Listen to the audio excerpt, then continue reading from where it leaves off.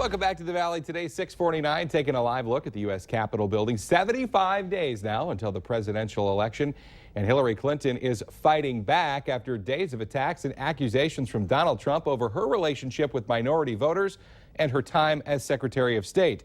The Democratic nominee broke her silence yesterday, defending her ties to her family's charitable foundation during her tenure in the State Department. She returns to the campaign trail today in Nevada. Hi again and good morning, everyone. Thanks for waking up with the Valley today. I'm Lisa Bedeau here with Kyle Bosch. 10 minutes before the top of the hour, and we're starting our nonstop news and weather up to the 7 o'clock hour to help you plan your day. And we're following breaking news out of South Moorhead for you this morning, where a series of disturbances brought a large police presence out early this morning. Yeah, the incident involved a weapon, and the Valley Today's Christy Larson has been there reporting on this scene live for more than 2 hours now. Christy, I know it sounds like police have finally left. What can you tell us about exactly what we know? Yes, it's much quieter out here, guys, than it was earlier this morning. We had not only Moorhead Police out here, but Clay County Sheriffs. We also had detectives from the Moorhead Police Department out here. But it all started, Moorhead Police were actually already out here on scene at the terrace on the Green Apartments, just off of 20th Street South and 18th Avenue South, for some fire alarms that were going off. And while they were inside getting that situation under control, they actually had a disturbance call from the next building on this same property for a call of a man with a handgun and a woman screaming inside of the building. Now, that was inside of this one, 1916 18th Avenue South. So when police got inside of the building, they did find one man inside. He did have a handgun. It was pointed down the hallway, but police said it was not pointed at them. They had given him some commands to put the gun down. They wanted to question him, and he obeyed all of those commands. And upon questioning him, they actually found out that he had taken it out because he had said another person was inside of the building trying to get inside of his apartment. And after giving the police a description, they searched the area and did find that person, brought him for questioning, and did release him later this morning. Now, one of the things that we did see while we were out here for a couple hours this morning was they did put another person in handcuffs, put him in a squad car, and took him away.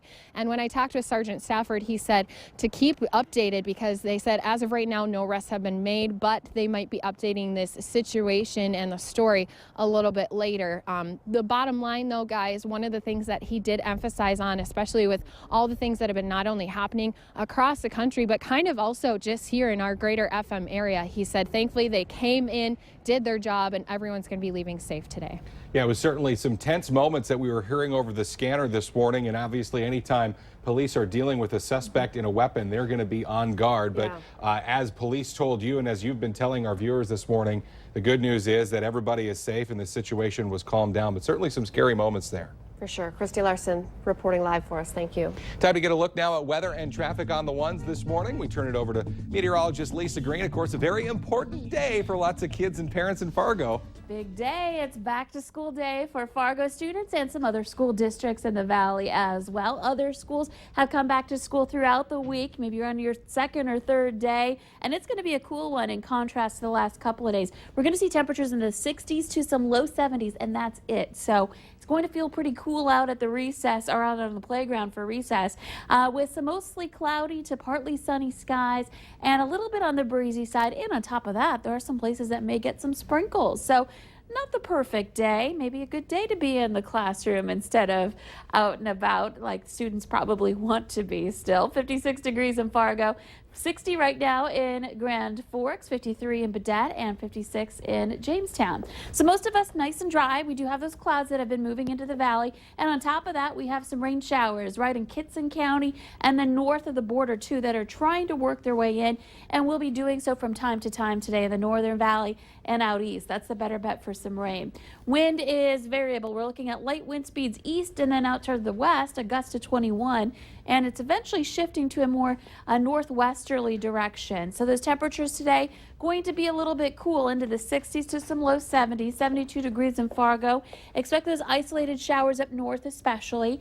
And then for Friday, more likely into the mid to upper 70s, more places getting back to the 70-degree range. And we'll see a chance for some cloud cover and some rain and thunder showers as we move through the day Friday, more likely into Friday night, and that'll carry over into Saturday. So if you're tailgating for the Bison game, maybe have that rain slicker on hand and we might get rained on. Temperatures in the 70s. Now for Sunday, looking good. Partly cloudy skies and temperatures back into the 80s. Let's check in now with Al for a traffic update. Police, we're back out on the interstate checking on things on the Metro Interstate Loop. Reminder for you, we had that stalled car southbound Interstate 29 just south of 12th Avenue North. It's been there all week long. On the Minnesota side where I am right now, traffic is certainly brisk westbound. We seems to be doing just fine through that I-94 construction zone. And we do have an update for you. 30th Avenue is now open on the west side of 8th Street, which is really a good thing. Basically, you can drive from the river all the way over to Old 52 on 30th Avenue now. That's a big improvement for folks, particularly on the west side of 8th Street. Travel speeds out here generally around 55, 60 miles an hour. Don't forget, like everybody's been telling you this morning, school's in today. Extra care around those school zones. Willamette Valley today, traffic. 6:55 now, and we're also following some breaking news overseas this morning. Security forces in Kabul, Afghanistan are securing the American University compound and nearby buildings after a 10-hour attack that left a number of students and police officers dead. A government spokesman now says at least 13 people, including 6 students, were killed. Another 44 people were hurt. 2 gunmen were killed by special forces. Another attacker died in a car bomb blast. There were no immediate claims of responsibility for the attack. 1,700 students are currently enrolled at that university. People in the Midwest are cleaning up after yesterday's devastating tornado outbreak. Scores of homes and businesses were damaged in Howard County, Indiana, when a massive twister hit the town of Kokomo. Several other tornadoes were reported in neighboring Ohio. Well, we are following a developing story out of central North Dakota this morning. Protesters looking for a decision on the Dakota Access Pipeline project are going to have to wait a little bit longer. A federal judge is considering a request for a temporary injunction to halt construction. He was expected to rule yesterday, but now says it may take until September 9th or later to make a decision. Thousands rallied outside of the hearing in Washington, D.C. yesterday. The heart of the legal argument is whether the Army Corps of Engineers properly consulted with the Standing Rock Sioux tribe. The pipeline is set to move oil from the North Dakota Bakken fields to Illinois for processing. Standing Rock members say that the route is under the Missouri River and could threaten their water supplies if it leaks or breaks. More developing news on a story that we first broke for you yesterday on the Valley Today. Emergency crews in Italy are continuing to search for survivors following that massive earthquake. The 6.2 magnitude shaker reduced 3 towns to rubble. At least 247 people are confirmed dead. Many others are hurt. A West Fargo man is facing charges after investigators found child porn in his apartment.